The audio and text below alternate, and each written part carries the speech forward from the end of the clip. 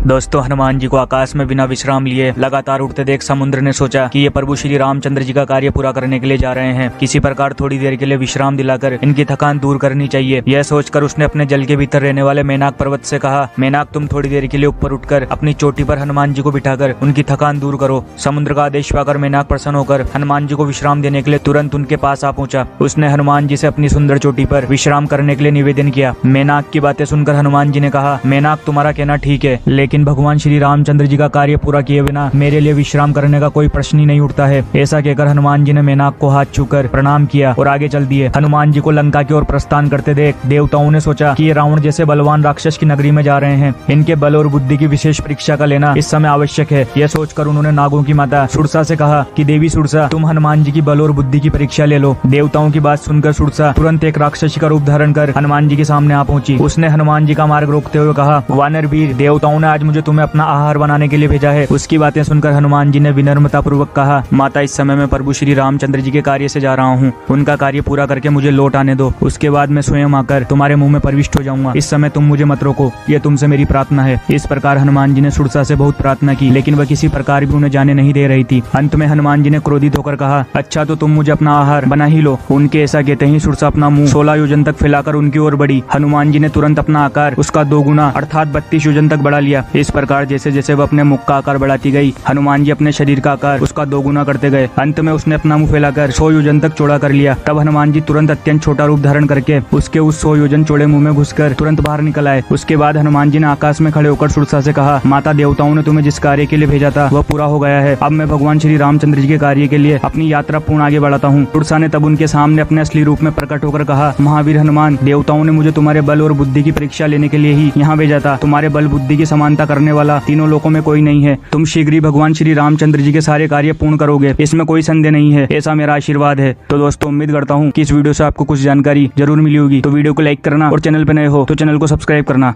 Thank you.